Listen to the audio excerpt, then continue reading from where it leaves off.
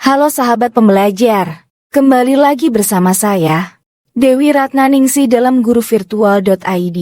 Pada video kali ini kita akan membahas konsep karya ilmiah dan jenis-jenisnya. Mari kita simak video berikut ini.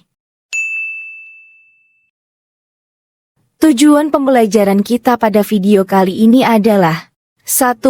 Mahasiswa memahami pengertian karya ilmiah. 2. Mahasiswa mampu mengidentifikasi jenis-jenis karya ilmiah. Mengapa penting memahami karya ilmiah? Bagaimana karya ilmiah berkontribusi pada perkembangan ilmu pengetahuan? Mari kita simak semua dalam video kali ini. Karya ilmiah.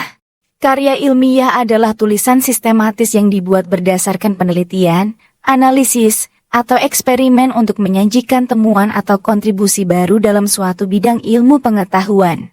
Terdapat beberapa fungsi dari karya ilmiah yaitu 1. Karya ilmiah berperan dalam mengembangkan pengetahuan. 2. Karya ilmiah berfungsi sebagai sumber informasi yang dapat dipercaya. Setelah membahas tentang pengertian karya ilmiah, selanjutnya kita akan membahas tentang jenis-jenis karya ilmiah. Terdapat beberapa jenis karya ilmiah.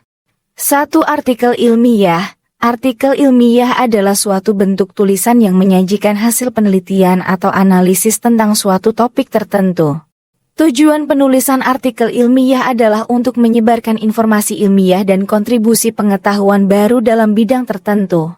Karakteristik dari artikel ilmiah terdiri atas hal-hal berikut.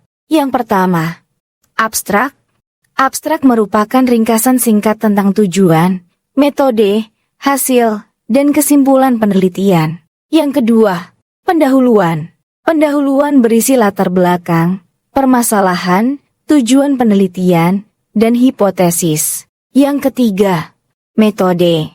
Metode akan menyajikan rincian mengenai desain penelitian, metode pengumpulan data, dan analisis yang digunakan. Yang keempat, hasil.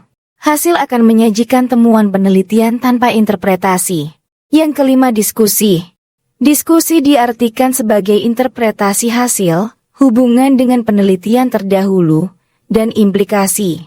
Jenis karya ilmiah yang kedua adalah skripsi. Skripsi adalah karya tulis akhir yang disusun oleh mahasiswa sebagai syarat kelulusan dalam suatu program studi. Biasanya, skripsi mencakup penelitian atau analisis terhadap suatu topik tertentu. Unsur-unsur dalam skripsi adalah: yang pertama, judul. Judul akan menjelaskan topik penelitian. Yang kedua, pendahuluan. Pendahuluan berisi tentang latar belakang, permasalahan, tujuan penelitian, dan metodologi. Yang ketiga, kajian pustaka. Kajian pustaka merupakan tinjauan literatur terhadap penelitian terdahulu yang terkait. Yang keempat adalah metodologi. Metodologi merupakan rincian mengenai desain penelitian, populasi sampel, dan teknik pengumpulan data. Yang kelima adalah hasil. Hasil berisi presentasi data hasil penelitian. Yang keenam adalah pembahasan. Pembahasan berisi interpretasi hasil, analisis, dan hubungan dengan teori atau penelitian terdahulu. Yang ketujuh adalah kesimpulan. Kesimpulan berisi rangkuman temuan utama dan saran untuk penelitian selanjutnya. Yang terakhir adalah daftar pustaka. Daftar pustaka merupakan daftar referensi yang digunakan dalam penulisan. Jenis karya ilmiah yang ketiga adalah disertasi. Disertasi adalah karya tulis yang lebih mendalam dan umumnya merupakan persyaratan untuk mendapatkan gelar doktor. Disertasi mencakup penelitian orisinal dan kontribusi signifikan terhadap pengetahuan dalam bidang studi tertentu. Lalu, apa perbedaan disertasi dengan skrips?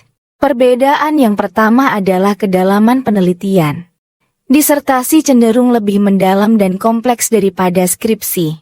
Perbedaan yang kedua adalah kontribusi pengetahuan. Disertasi diharapkan memberikan kontribusi orisinal dan signifikan terhadap pengetahuan di bidang studi tertentu. Perbedaan yang ketiga adalah panjang.